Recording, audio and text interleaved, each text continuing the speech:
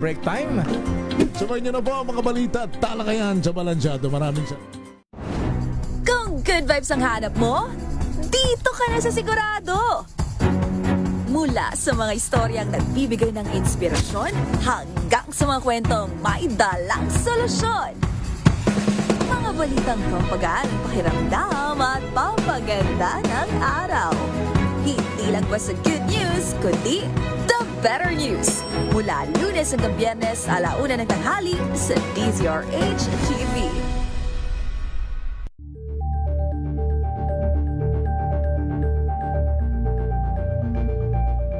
Sa pagbabalik tanaw sa 87 taong legasiya ng DZRH, napagtagumpayan na ng kauna-unahang himpilan ng radyo sa Pilipinas ang iba't ibang pagsubok, kabilang na ang bangungot noong panahon ng ikalawang digmaang pandaigdig. Impormasyong naihatid ng himpilang KZRH ang siyang naging kaagapay ng mga Pilipino at nakasama hanggang sa nakamit ang kalayaan.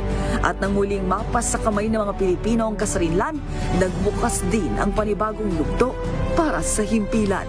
Mula sa KZRH na kalaunay naging DZRH, ang mga balita at impormasyon ang nagsilbing gabay ng mga Pilipino. Naging hudyat ito ng panibagong simula at patuloy na paglago, kasabay ng pagsilang ng mga programang nag-iwan ng bakas sa kasaysayan at sa puso ng bawat Pilipino.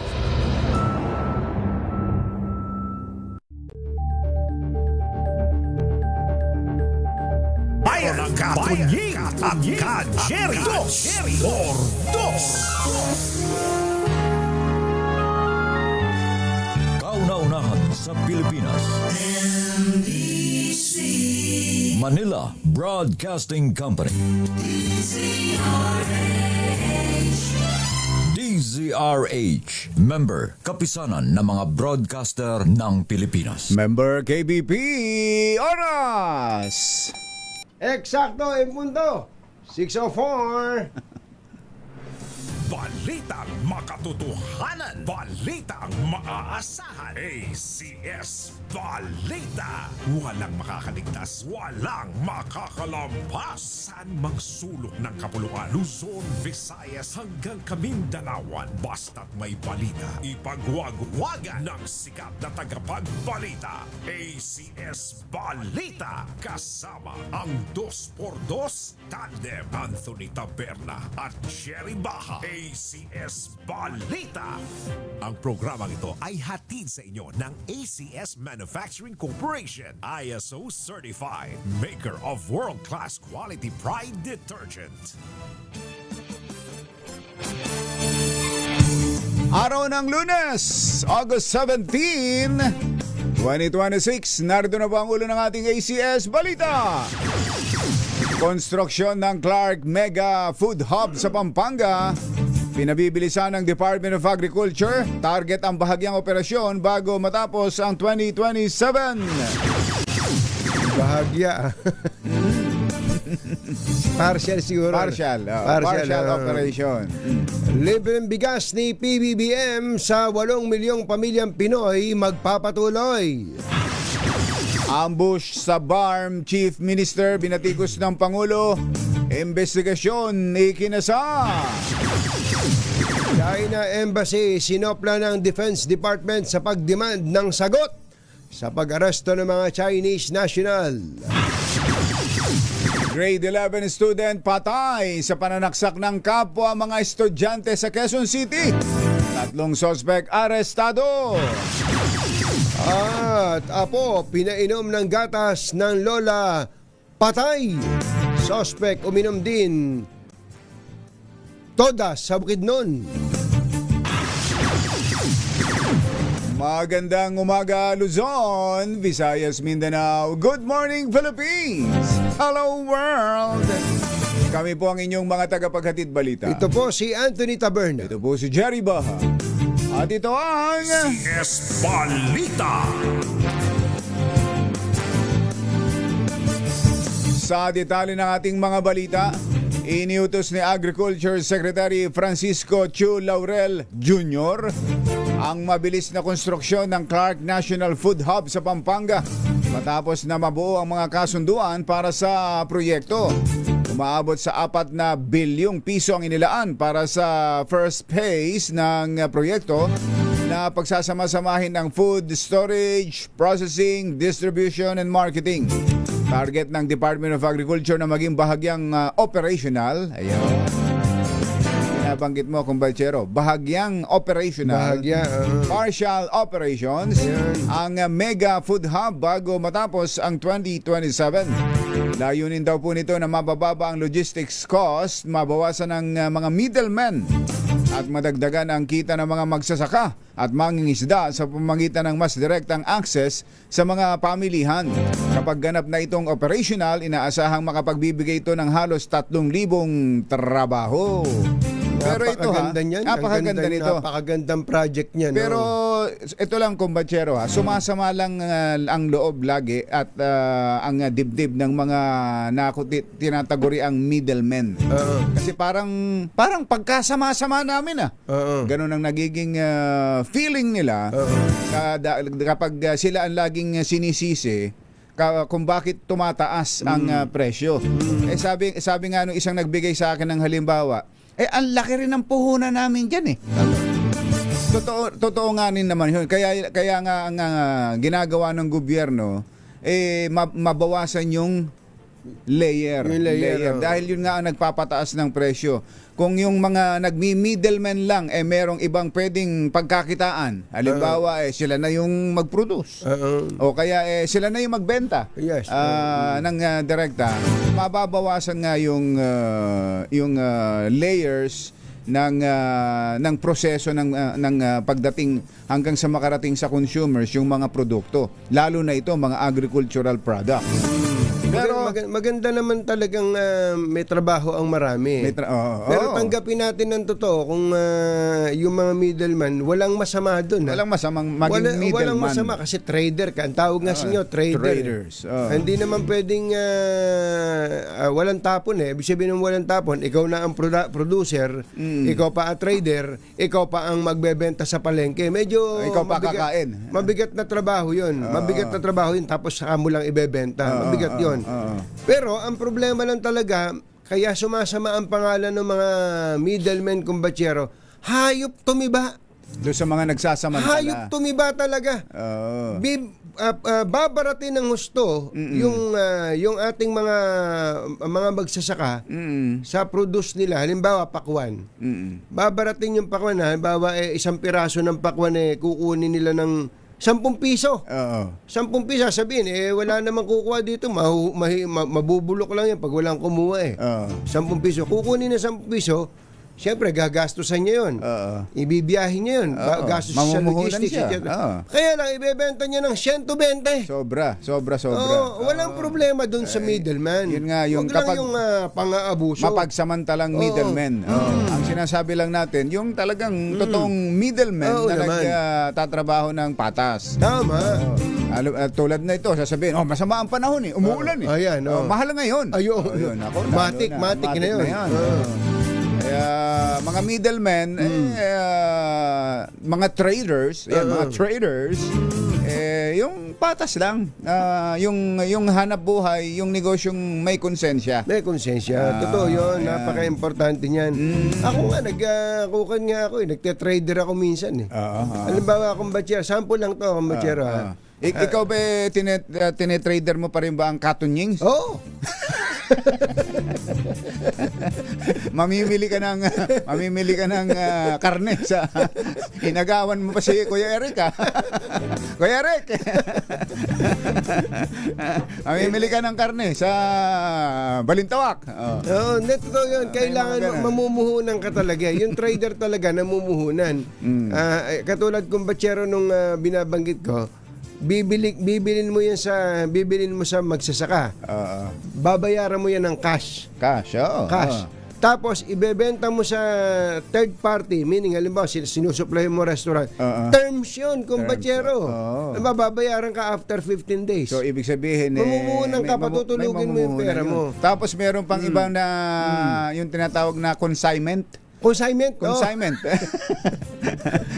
Yun nga yun. Yun nga yung yun nga terms. yun, Oo, consignment. oo, Narinig ko lang naman yun sa mga tindera. Consignment ho kami. Sabi ganun. May mga ganun pa na paano kung hindi nabili? Halimbawa, may arrangement kayo ng tindera, tapos hanggang sa nasira na, hindi nabili.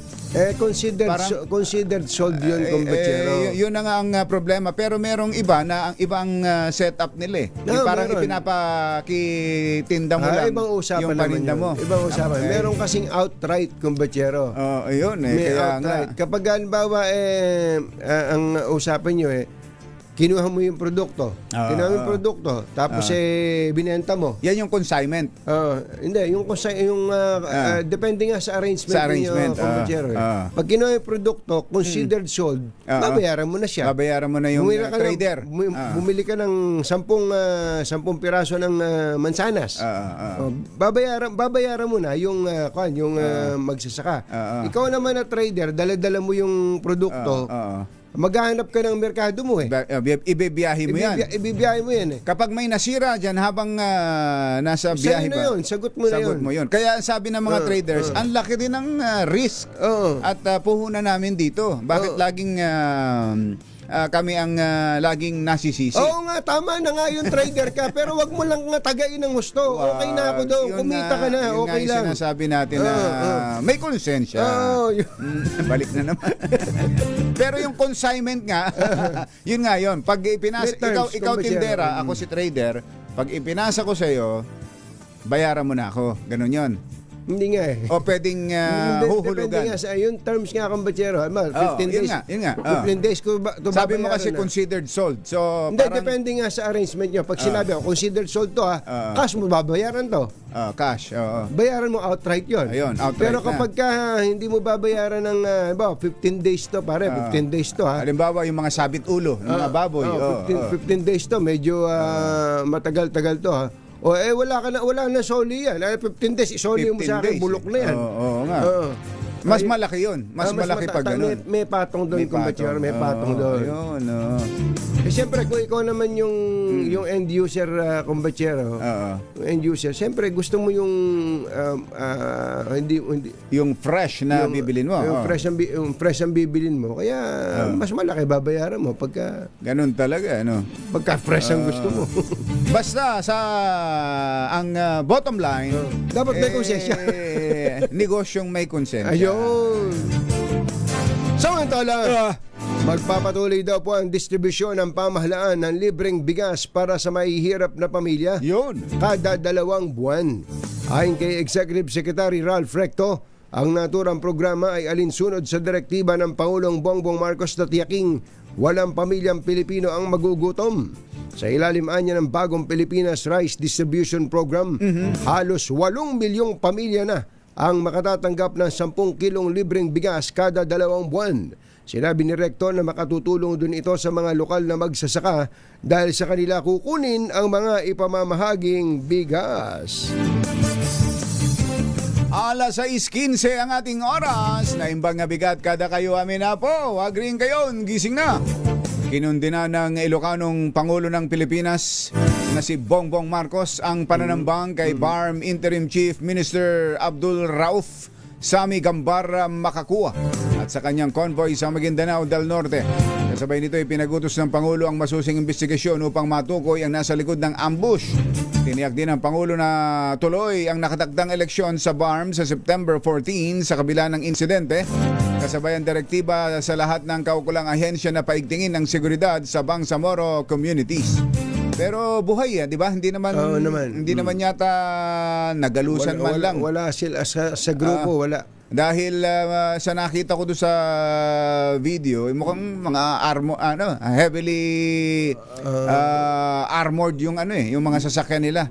Parang hindi tinatabla ng bala eh. Parang ganun. Mukhang sa Mindanao, ganun talaga ang makakapal talaga. Ang gamit nila Ano tawag doon yung may mga level yan eh. May level ng pagiging ng armored car. Category 8 yata, level 8, may ganun yung kahit na basuka na hindi tatablan. Pero meron daw na overlook minsan yan yung ibabaw. Yung ibabaw. Yung ibabaw hindi ganun kakapal yung pagkakalagay. Armor. Dapat armor talaga hanggang ibabaw. Oo, pati ilalim. Oh, Yung saka iba naman, ilalim. lalagyan sa ilalim. Ano? Oo. Dapat matindi, matibay. Ayun. Naganap po ang bigong pananambang kay... nangyari yung pananambang, hindi lang napatay. Sa kanyang dalawang convoy noong Sabado ng hapon at maswerte nga pong nakaligtas ang opisyal at ang mga kasamahan nito dahil sa Yan. bulletproof ang kanilang sinasakyan. Alas 6:17 na ng umaga na imbag gabigat kada kayo amin na po. Agring kayon, gising na. Pinatikos ng Chinese Embassy sa Pilipinas si Defense Secretary Gilbert Teodoro at sinabing binabaluktot nito ang mga pangyayari sa pag-aresto sa mga Chinese workers sa isang steel plant sa Misamis Oriental.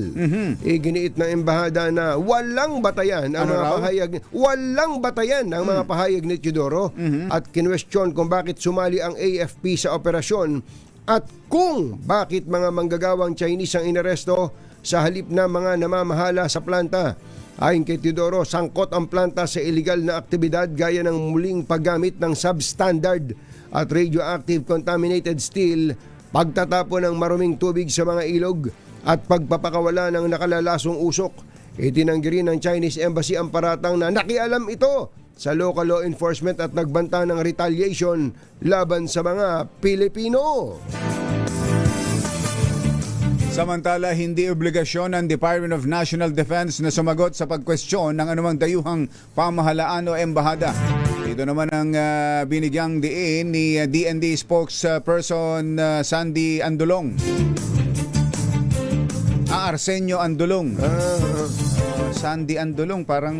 Asawa ni Boyet De Leon. Oo nga. Artista yan. Ito pala, Arsenio. Makaraang questionin ng Chinese Embassy ang ikinasang operasyon ng mga otoridad ng bansa kasama ang AFP sa Sanjia Steel Corporation noong Mayo kung saan ay ilang Chinese national ang naaresto. Ayon kay Andulong, walang karapatan ng embahada ng China na mag-demand ng kasagutan at sa katunayan ay China ang dapat na magpaliwanag dahil sa pagkonsinti nito sa mga illegal na aktibidad ng kanilang mamamayan sa loob ng teritoryo ng Pilipinas. Rin yung China, no? Ba't kasali yung AFP dyan? Talagang gusto yata nila, sila na ang namamahala sa Pilipinas. No? Ganun nga. Kaya ginawa nila, gumanti rin sila. May mga hinuli rin sila. Mga hinuling Pilipino doon. Oo. Ay, nako. Ito mukhang ito ang isang tinitingnan talaga. Napag-usapan na natin ito nung minsan. May steel. mga steel companies na pinatatakbo ng mga Chinese na mukhang yun ang nagiging sentro ng investigasyon dahil mukhang ang ginagawa ay mga substandard na mga bakal. Tapos kapag may nangyaring problema dito, halimbawa nagkalindol, guho lahat ang building tayo. natin. Dapat no compromise yan. Kapag ganun ang naging yung kumbaga naging ano tawag doon, yung naging strategy mo sa giyera. Malalim 'yun di ba? Sobrang lalim nun. Sobrang lalim 'yun, yung i-infiltrate mo muna ang negosyo ng long term 'yun. Long term 'yun ng bakal sa isang kalaban mong bansa. Magpapanggap kang kaibigan, mamumuhunan ka, maglalagay ka ng negosyo doon at gagawa ka ng mga bakal, ibebenta mo. Pero mga substandard. Para mukhang yun ang tinitingnan anggulo kumbatsero ng mga otoridad natin dito sa, lalo pat hindi lang itong Sanjie. Meron pang ibang mga kumpanya ng bakal. Yung Davao. Kaya nga Diba nagpunta sa Davao si NBI Director Melvin Chicago Matibag. Tapos dito rin sa Luzon meron din Sa Angeles. yan. Sa Pampanga. Pero dito dapat maging proactive ang ating Department of Trade and Industry, DTI, Kasi kapag ganun na ang naging mentality natin na baka parte to ng long-term strategy dahil sa kwanto wala naman putukan yung gera na to wala. Walang putukan to mamiminsala, peperwisyuhin ka hanggang sa magalit sa iyo ang mga mamamayan mo. Halimbawa, tulad ng binabanggit mo, kung pinahintulutan ng gobyerno ang substandard na bakal, nagkaroon ng aberya tulad nung nangyari sa Angeles mismo. Yung bumagsak na building. O sino minumura doon? Yung gobyerno. Doon sa yung nangyari sa nitong earthquake nitong nakaraan sa Mindanao, ang tinitingnan nila ang mga bakal na ginamit doon sa mga gumuho ay galing dito sa Sanjia Steel Corporation. Isipin mo, so masyadong malalim yan, ano? So kung sa parte ng gobyerno, gawin na nating standard yung quality. Yun, DTI talaga. Standard na, hindi yung ang mangyayari sa kagustuhan mo makamura. Palpak o substandard yung Pero gagamit. yung iba naman kasi talaga merong standard, merong talagang accepted na sukat. Pero i-declare para yung tamang sukat. Ikaw naman hindi mo naman sinusukat ang mga bakal na binibili mo. Correct. Mas maliit pala doon sa standard ng nabibili mo. Eksakto. Kaya diyan pumapasok pa rin. Gobyerno pa rin. Monitoring ng gobyerno. Kaya nga meron di ba, yung Philippine standard. Ano ba tawag doon? Philippine standards. Yung DTI under PS. DTI pa rin yun. DTI yun. Kailangan talaga super proactive yan. Kailangan mag-hire kayo ng maraming tao. Kaya lang problema, mag-hire man kayo ng tao pag nalagyan ng manufacturing company. Nako po. Pirmahan mo na certification na to. Ayun, Bureau of Philippine Standards. Ayan, hindi na nga pinupuntahan eh. Ayos yan! Ayos. Ay, nako. Wala tayo problema. Wala problema.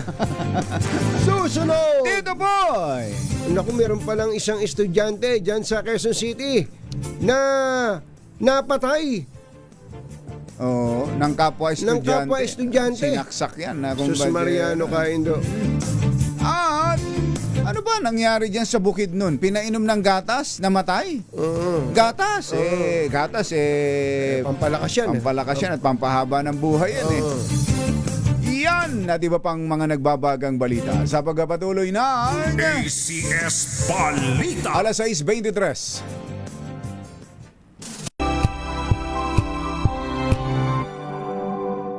Hello, Washi! Laundry day na naman! Yay! Anong meron? Mancha ng chocolate, putik, may libag pa! Kaya natin yan! With Pride Washing Machine Detergent, may triple stain-away formula. Tanggal ang makapit, madikit, at malupit na dumit mancha. Kaya easy-easy ang labada. Mula noon hanggang ngayon! All you need is pride! All you need is pride!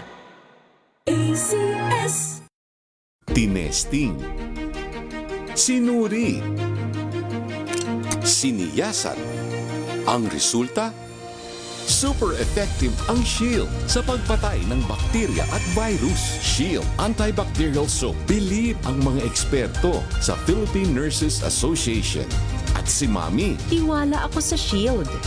Shield Antibacterial Soap. Napatunayang mabisa. Ang mga nurse, tiwala. ACS. Tanggaling-galing mo! Smart dishwashing paste ko! Pritong ulam na masebo, plato ng kaldero. Tanggaling for everyday. Ganyan pag smart ang dishwashing paste. May double tanggaling formula. Tanggal ang sebo, tanggal ang bakterya. Pahit para walang bahid, linis fantastic sa metal at plastic. Number 1 ko to! Tanggaling-galing mo! Smart dishwashing paste. ACS. May nagbago. May arte. May budget. Akala nyo lang yon. So solid! White Rose Papaya, wow! White Rose! White Rose Papaya, wow! White Rose! White Rose Papaya! May glow up with a White Rose Papaya. White Rose Papaya. May puti power times 2 kasi may papaya at niacinamide. May shea butter and tea tree oil pa. Kutis sulit ang glow up. Glow up with a White Rose Papaya! White Rose Papaya. Kutis sulit ang glow up. ACS. Wow, ang saya. Isang barangay na labada, puro mancha pa. Goodbye, pahinga. Mommy, isang laba lang yan sa Pride Bar Blue. May powerful stain-away enzymes na malupit sa dunit mancha. At di masakit sa kamay. Isang laba lang yan. Hello, pahinga. Hello, Pride Bar Blue. ACS. ngayong 87 taon ng kauna-unahan, DZRH. Ang makakaligtas, walang balitang makakalampas, saan mang sulok ng kapuluan. ACS Balita! ACS Balita! Ang programang ito ay hatid sa inyo ng ACS Manufacturing Corporation, ISO Certified, maker ng world-class quality Pride detergent.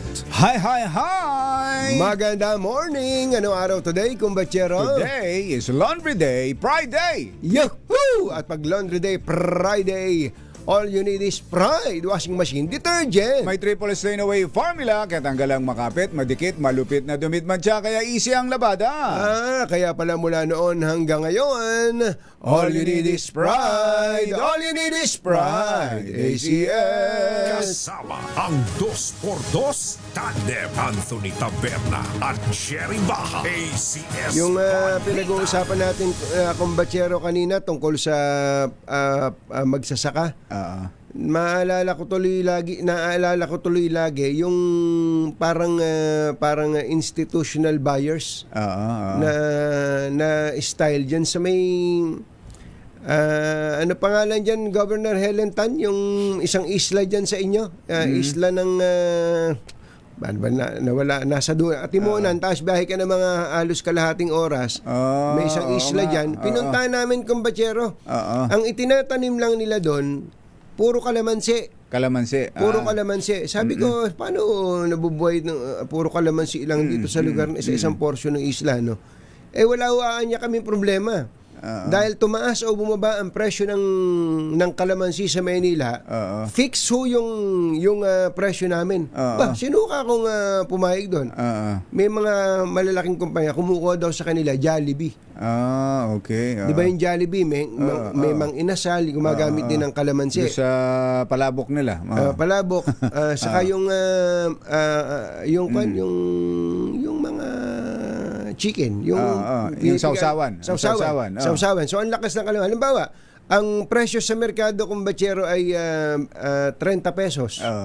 Pero sa kanila, ang kuha sa kanila ng Jollibee ay 60 pesos. Uy, di panalo na sila doon. Pero pag tumaas ng 120, ang presyo ng kalamansi sa market, 60 pesos pa rin ang kuha sa kanila. Kumbaga, ang gagawin na lang nila, magtrabaho sila ng magtrabaho, pagandahin kalamansi, kinukuha pa ni Jollibee yung yun ang kainaman na meron kang sure buyer. Institutional buyers ang tawag niya, kumbachero. Meron din mga hotel. Ayan, yun ang maganda. May mga ganong setup. Para ang laking tulong sa mga magsasaka. Ang problema kasi sa ibang mga magsasaka, yun nga, tatanim siya. Tapos ako, kanino kaya? Kaya nga may mga sino kaya hango dito? Diba? Tapos sasamantalahin na nga ng isang walang konsensyang trader. Eksakto. Kaya doon papasok. Gobyerno na naman yung kumbachero. Pag tutugmain mo, pagtatagpuin mo yung ating magsasaka at saka yung maaayos na mga kliyente. Ayan, alam nyo na. Ha? Kalamansi pa lang yan, sa kamatis. Lalo na. Lalo na ngayon. Naku, lakas na naman ng ulan. Ang lakas na naman ng buhos ng ulan dito sa lugar namin, sa boundary ng Pasay at Manila. Kumusta ho ba dyan sa inyo? Bumuhos. Nitong pagpasok natin dito, bumuhos na naman ng matindi. Sabi naman ni Yuel, galing siya ng Dumaguete. Pakainit naman daw doon. Daw sa Dumaguete. Talaga, mukhang dito tayo sa Luzon na ang binubuhusan lagi ng ulan at mukhang ang habagat, itong monsoon rains ay magpapatuloy. Naantabayan lang natin ang update mula sa Pag-asa. Samantala, patay ang isang 16 anyos na grade 11 student matapos pagsasaksakin ng mga kapwa estudyante sa Pasong Putik, Quezon City. Batay sa investigasyon, nasa bilyaran ng biktima kasama ang kanyang mga kaklase nang dumating ang grupo ng mga sospek at naghamon ng suntukan.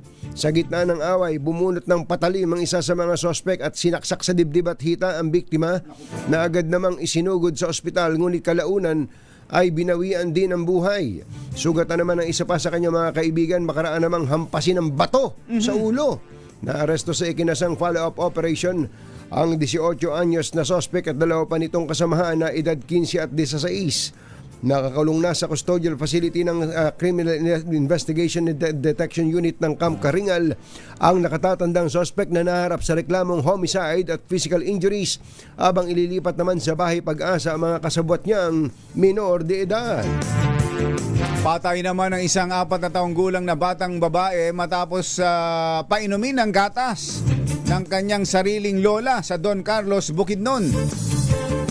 Sa ulat ng Don Carlos City Police, nakatanggap sila ng tawag mula sa kapatid ng lola para magparesponde sa matinding away nito at ng kanyang asawa. Agad namang tumugon ang pulisya at nagtungo sa bahay nito, ngunit hindi na nila dinatnan pa ang asawang lalaki na ayon sa kapatid ng biktima ay nagpasya na lamang na umalis muna para hindi na lumala ang gulo. Dahil dito umalis na rin ang mga otoridad. Ano ba naman yung kwento? Maya-maya kami na aalis dito. Lahat na lang. Ngunit, makalipas lamang ilang sandali, bumalik ay muli silang nakatanggap ng tawag. Umuwi na yung mga pulis. Umuwi na pulis. Nakatanggap ulit ng tawag. Nakatanggap na naman. Kaya bumalik ulit sila. Tapos? Dahil dito, Ayan. yun. Dito na nila dinatna ng bata na nagsusuka. Gayon din ang lola na pinaniniwala ang uminom dun ng gatas na may lason. May lason yung... Nilagyan ng lason. Dahilan para isugod sa ospital, ngunit binawian din ang buhay dahil sa pagkalason. Kwento ng asawa ng biktima, madalas silang magtalo at tuwing mangyayari ito ay nagtatangkan ang kanyang misis na magpatiwakal. Ayun. Napag-alaman na ang nasawing bata ay ang anak ng babaeng naging laman na rin ng balita noong 2023 matapos patayin sa bugbog at saksak ng kanyang live-in partner sa Bukidnon kung saan nasaksihan mismo ng bata ang pamamaslang. Grabe naman yung Hindi naman ang buhay na ito. Buhay na yan. Bukidnon, Don Carlos Bukidnon. Ang lupit yan. So ang istorya, hindi gatas yun. Nilason. Nilason. Kasi yung gatas talagang masamahan loob nung lola, nag-aaway sila nung kanyang mister. Sa galit niya, pinainom ng gatas na may lason yung kanyang apo. Tapos pati siya, uminom na rin. Ay, nako. Ihigpitan daw po ng Senado ang pagbabantay sa panukalang 107 billion pesos na flood control budget ng DPWH para sa susunod na taon upang maiwasan ang ghost at dobleng proyekto. Sinabi ni Senate President Sherwin Gatchalian o obligahin ang DPWH na ilagay ang eksaktong geographic coordinates at station numbers ng bawat proyektong poponduhan. Kailangan din umanong magsumite ng feasibility studies upang matiyak na epektibo ang mga flood control project at hindi patagpi-tagping solusyon lamang. Sinabi rin ni Gatchalian na lahat ng budget amendments ay insertions ng mga senador ay dapat talakayin ng hayagan sa plenaryo at ilalathala online.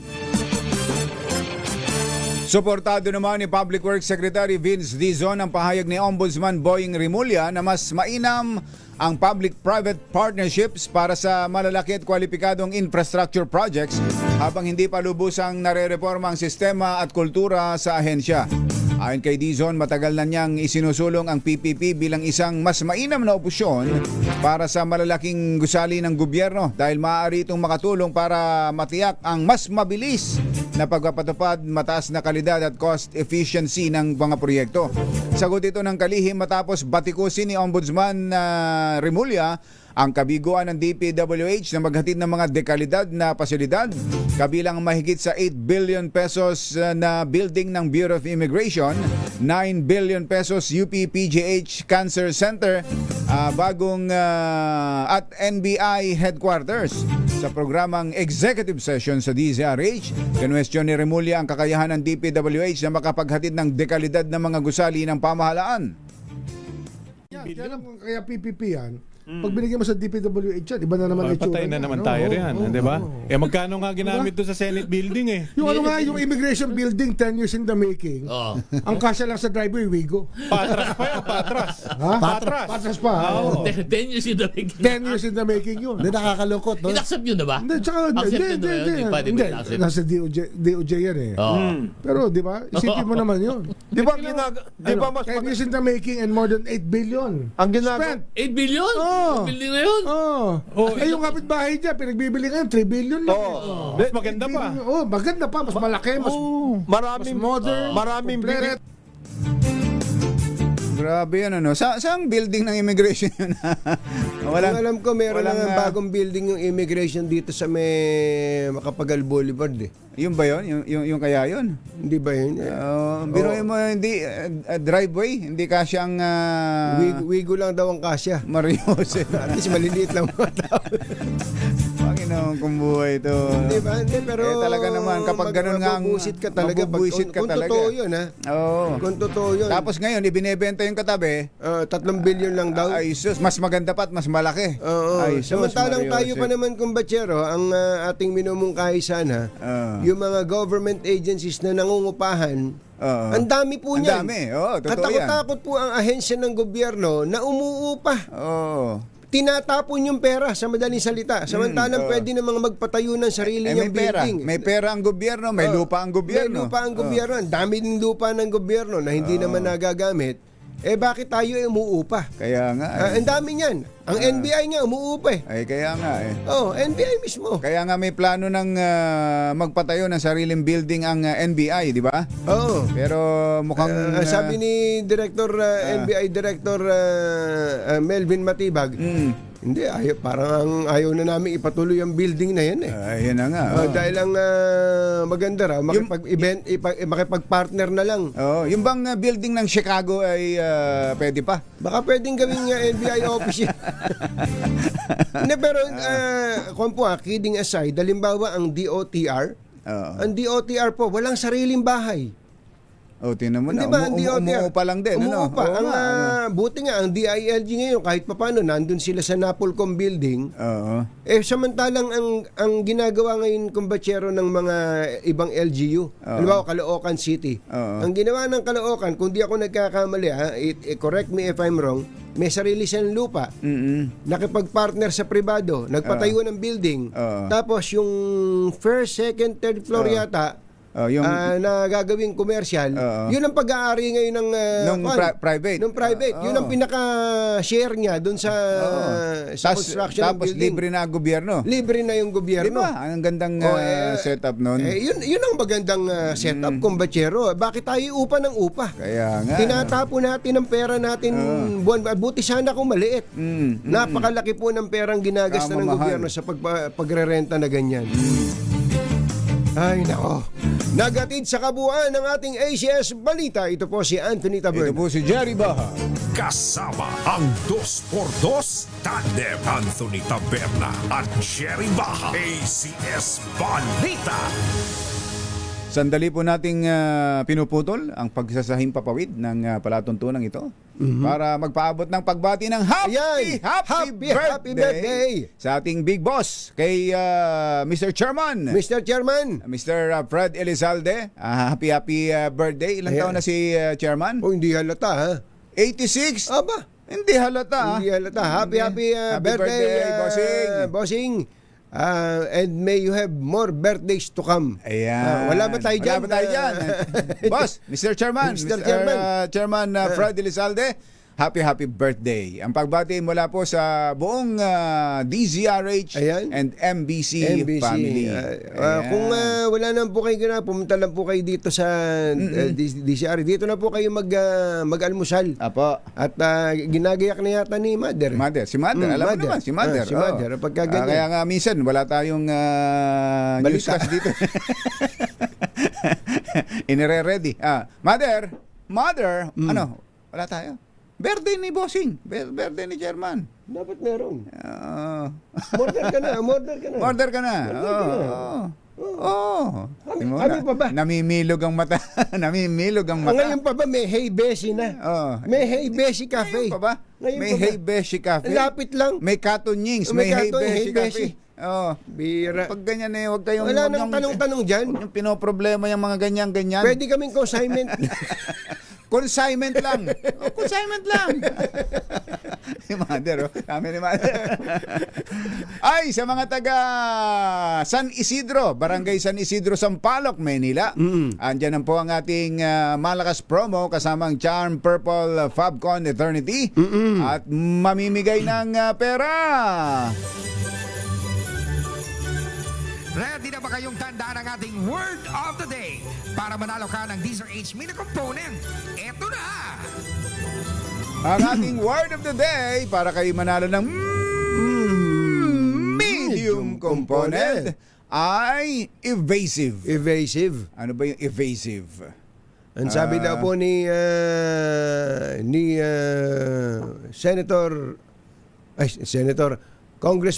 former Congressman Ace Barbers at Congressman Benny Abante, they wonder when Duterte will show up at impeachment trial. VP Sara is evasive. Ayun. Evasive. Evasive. Umiiwas. Umiiwas. Yun. Ayun. Yun ang ating word of the day. Sa mga taga Barangay San Isidro, Sampaloc, Maynila, abangan na ninyo si Don Carlos pala. Si Don ang Carlos. pinakamayamang reporter ng DZRH. Yan. Si Don Carlos Pobre. Ayan. Pobre ba talaga apelido nito? Si Don Carlos Pobre. Ayan, mamimigay ng pera. Ayan, diyan sa mga taga-barangay. Nalito tuloy yung mga nakikinig sa atin. Alam ba talaga, Don ba o Pobre? Binansagan ni Lakay yan eh. Pinayaman tapos pinahirap. Barangay San Isidro, Sampaloc, Maynila. Oras po natin. Achi, Mr. Jalamtang, Lakyam Shop Sahun, 6:43 ng umaga. Totohanan, balitang maaasahan. ACS Balita. Ang programang ito ay hatid sa iyo ng ACS Manufacturing Corporation, ISO certified, maker ng world-class quality Pride detergent. This time check is brought to you